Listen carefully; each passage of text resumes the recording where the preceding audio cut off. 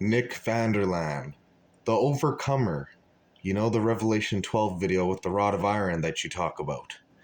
Man, I have a testimony where in the spirit world, I basically said all the words necessary to get any spirit, any demon, any false god, even the gods of Egypt, to bow down before my 6 foot circle at my feet or bow down to me no matter where they are in the container of God, in the autonomy of the body of Hallowed.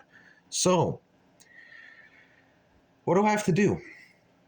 Do I have to get a piece of paper? This is what I'm thinking about doing, right? I'm going to get a piece of paper and I'm going to put Lucifer's sigil on it. And I'm going to go somewheres like at 2, 3 in the morning. And I'm literally going to summon him. All right. I'm going to summon him with the authority of the Holy Ghost. And I'm going to use the name Holy Ghost or Ruach HaKodesh. But I'm going to summon him to me. And in the spirit world, so since he's the prince of this world, if I get him to bow down, then maybe the synagogue of Satan will acknowledge, whoa, there's a Christian out there in the Holy Ghost that's really wanting to battle Satan, who's going out, summoning Satan to his feet and getting him to bow down.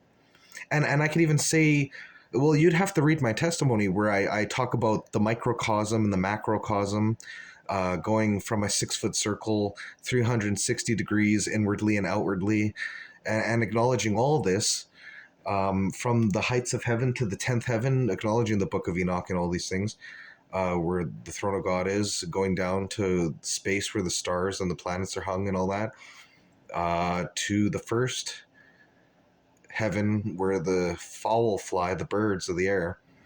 I'd acknowledge all that, saying he can't hide. And in the fiber optic connected world we call the internet, and the static abyss, and even in the layers of the sea, all the way to the deepest grain of sand, and to the bottomless pit, and all that.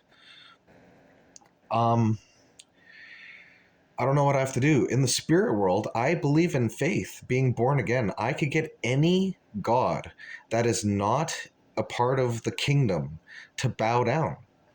I could trample over any serpent.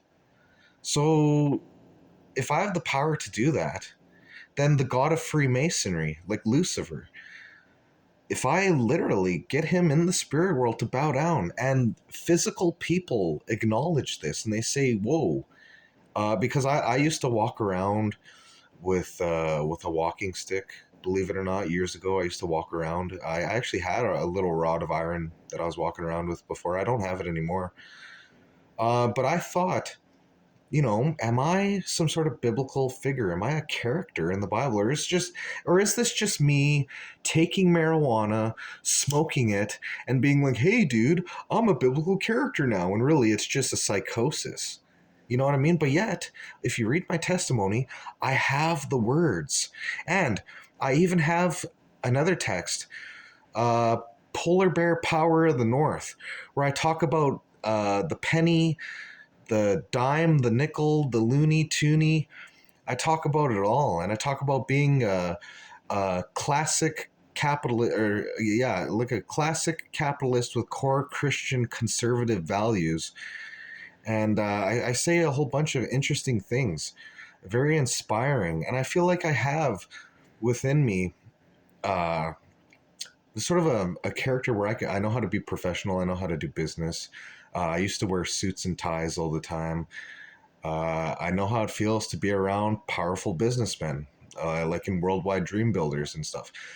And, I think I was gang stalked in 2013 up to a certain point, and I'm not going to talk about that specifically, but biggest deal in the world. So if I am being spied on, then would the government and powers that be first see the overcomer digitally? Hey, we're spying on your cell phone, we're monitoring your computer, we're using satellites, and we're tapping into your house, and we're able to 3D map image live your location.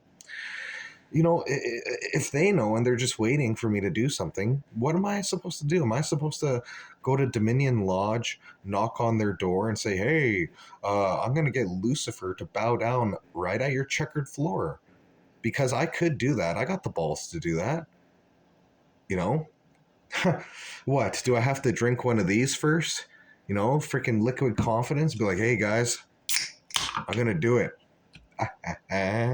No, but I don't get taken seriously, and I've just been sitting here, basically almost in a way quitting. You know, just sort of waiting for Jesus, waiting for the man child, waiting for the two witnesses, waiting for the days of Elijah.